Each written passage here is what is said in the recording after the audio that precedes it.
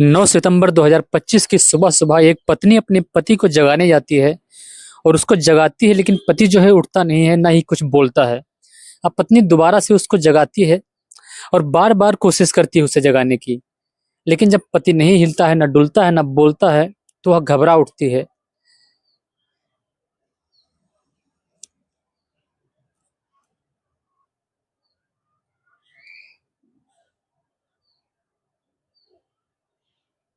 उसे लगता है शायद उसकी सांसें अब थम चुकी हैं। अब दोस्तों, जब रात में कोई इंसान खाना खाने के बाद अपने कमरे में सोने चला जाता है और जब सुबह होती है, अगली सुबह उसे जब जगाया जाता है, तो वह ना बोलता है, ना डोलता है।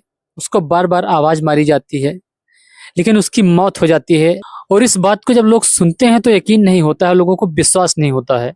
लोग यह सोचकर हैरान रह जाते हैं कि अचानक ऐसे कैसे हो सकता है, और परिवार के लोगों का रो-रो कर हालात खराब हो जाता है। और आखिरकार उस लड़के का फिर अंतिम संस्कार कर दिया जाता है पूरी रीति-रिवाज के साथ में।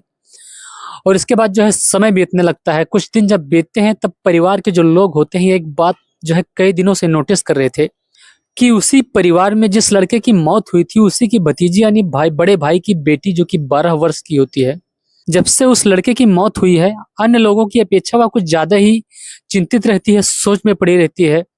किसी से बातचीत भी नहीं करती है, कभी किसी घर के कोने में गुमसुम होकर बैठी रहती है, तो कभी कहीं बैठी रहती है। और जब परिवार के लोग उसको ऐसा देखते हैं, तो उससे पूछना शुरू कर देते हैं और बार-बार उससे पूछने की कोशिश करते हैं, लेकिन वह लड़की जो है बताने से इनकार करती रहती है। और अंत में जाकर वह बता ही देती है, जिसके बताने के बाद जो है उस घर में भूचाल आ जाता है और सुनने वालों के होश खराब हो जाते हैं। इसके बाद जो उस लड़की का पिता होता है, तुरंत ही पुलिस को सूचना देता है।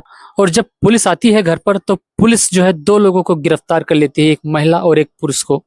लेकिन दोस्तों, उस लड़के ने ऐसा कौन सा राज खोल दिया था उस रात के बारे में, जिस रात में जो है उसके चाचा की मौत हुई थी। और पुलिस जब आती है तो किन 2 लोगों को गिरफ्तार करती है, आइए पूरे घटनाक्रम को जानने की कोशिश करते हैं। तो दोस्तों, जो घटना है, घटना उत्तर प्रदेश का बुलंदशहर का बीबी थाना क्षेत्र का है।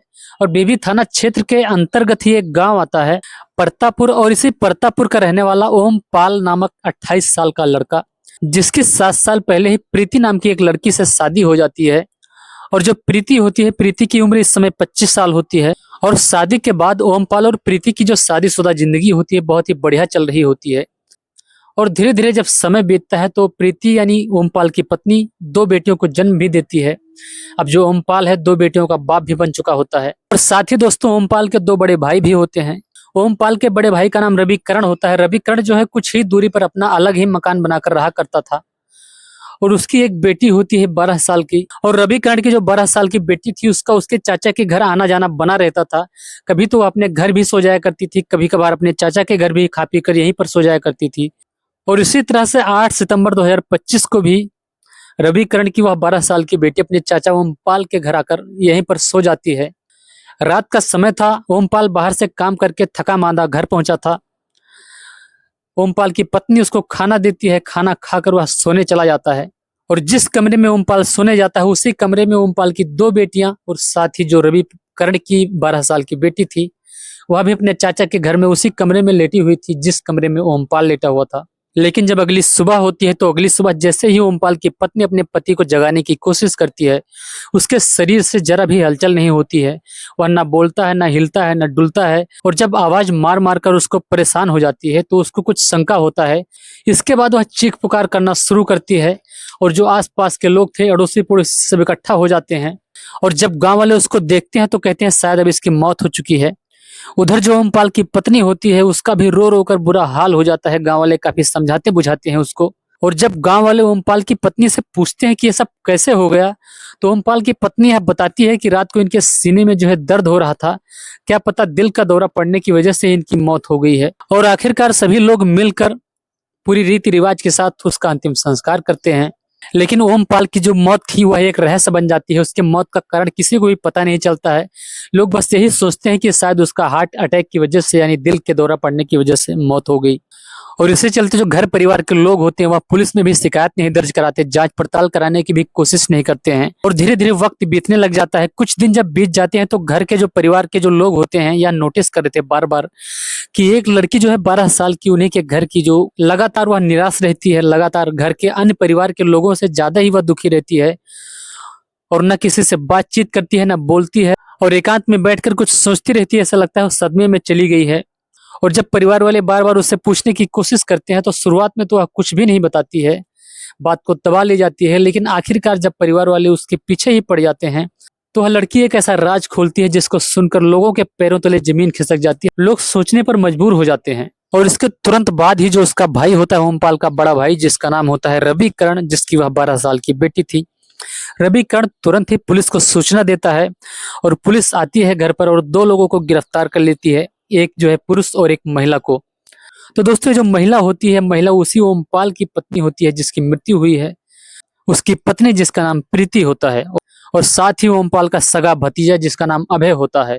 अभय और प्रीति दोनों को जो है पुलिस गिरफ्तार कर लेती है और थाने ले जाकर जब पूछताछ करना शुरू करती है तो पहले तो ये शुरुआत में इधर उधर की बातें बताने की कोशिश करते हैं, बात को दबाने की कोशिश करते हैं। लेकिन जब पुलिस अपनी औकात दिखाना शुरू करती है तब अभय और प्रीति जो है यह बताना शुरू करते हैं कि दरअसल उसकी शादी ओमपाल के साथ 7 साल पहले ही हो चुकी थी।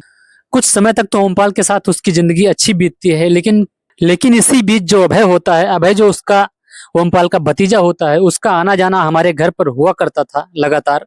और इसी बीच हम दोनों में बातचीत शुरू हो जाती है और बातचीत के बाद जो है हम दोनों एक दूसरे को पसंद करने लगते हैं और धीरे धीरे जो है शारीरिक संबंध भी बनाना शुरू कर देते हैं। लगभग 2 साल तक हमारा रिलेशन चलता है और इस बात का जो है पूरे परिवार में किसी को खबर नहीं होती है और हम दोनों जो है आपस में एक दूसरे की जरूरतें पूरी करते रहते हैं। और इसी बीच एक दिन जब ओमपाल घर पर ही था, प्रीति उससे बात कर रही थी, यानी अभय से, अपने प्रेमी से बात कर रही थी। और बातचीत करने के दौरान ही जब कुछ अश्लील बातें उसके साथ यानी अभय के साथ करती है फोन पर, तो ओमपाल सुन लेता है और उसको यकीन हो जाता है कि कहीं ना कहीं ये दोनों गलत रिश्ते में बंधे हुए हैं। तो ओमपाल उसको फटकारना शुरू करता है अपनी पत्नी प्रीति को और कहता है कि यह जो है बिल्कुल गलत बात है और तुम जल्दी से जल्दी उसका साथ छोड़ दो। प्रीति पहले तो कुछ दिन तक मानती है उसकी बात को और उससे बातचीत नहीं करती है, लेकिन आखिरकार वह कब तक बर्दाश्त करती, फिर से वह बातचीत करना शुरू कर देती है उसके साथ, फिर से उसके साथ संबंध बनाना शुरू कर देती है। और जब फिर से ओमपाल को पता लगता है तो आए दिन दोनों में जो है लड़ाई झगड़ा होना शुरू हो जाता है। इसी बात को लेकर ओमपाल उसका घर से निकलना बंद कर देता है और जब कई दिन हो जाते हैं, बहुत बर्दाश्त से बाहर हो जाता है, प्रीति और अभय एक दूसरे से नहीं मिल पाते हैं, बर्दाश्त नहीं कर पाते हैं, तब प्रीति और प्रीति का प्रेमी दोनों यह फैसला लेते हैं कि हम दोनों को मिलकर अभय को हमेशा हमेशा के लिए अपने रास्ते से हटा देना चाहिए। और दोनों एक प्लान तैयार करते हैं। और इसी दौरान जब प्रीति का पति बाहर से काम करके घर पर आता है तो उसको खाना देती है और खाना खाकर जब वह सोने चला जाता है तो उसी कमरे में जो है ओमपाल की भतीजी 12 साल की वह भी सोई हुई थी, उसकी 2 बेटियां भी सोई हुई थी। और जब सो जाती हैं तो जो प्रीति होती है, प्रीति अपने आशिक अभय को जो है फोन करती है, उसको बुला लेती है और उसके साथ मिलकर इस घटना को अंजाम देती है जिससे उसकी मौत हो जाती है। और यह सब कुछ जो है उसकी जो 12 साल की भतीजी थी वह सोई तो हुई थी लेकिन सोने का नाटक कर रही थी, चुपचाप वह सब कुछ देख रही थी कि वो कैसे कैसे उसके चाचा के साथ अभय और उसकी चाची जो है मिलकर क्या कर रहे हैं, उसको जो है मौत के घाट उतार दे रहे हैं। उस दौरान अगर वह उठती या चिल्लाने की कोशिश करती तो हो सकता था उसको भी वहां पर मार दिया जाता। और इसके बाद जब सुबह होती है तो रोने का नाटक करते हुए वह लोगों से बताती है कि दिल का दौरा पड़ने की वजह से जो उसके पति की मौत हो गई है। और यह मामला है जो चुपचाप खत्म हो जाता है, किसी को कोई खबर नहीं होती है। अगर वह 12 साल की बेटी, वह भतीजी उसकी ओमपाल की न बताती तो शायद इसका खुलासा न हो पाता। तो दोस्तों, इस घटनाक्रम को सुनने के बाद आपके मन में क्या सवाल उठता है कमेंट में जरूर बताइएगा। और अगर आपने मेरे चैनल को सब्सक्राइब कर लिया है तो आपका बहुत बहुत शुक्रिया। अगर नहीं किया तो आप चाहे तो कर सकते हैं। मैं भोलेनाथ फिर मिलता हूँ एक और नई और सच्ची घटना के साथ। तब तक के लिए जय हिंद, जय भारत।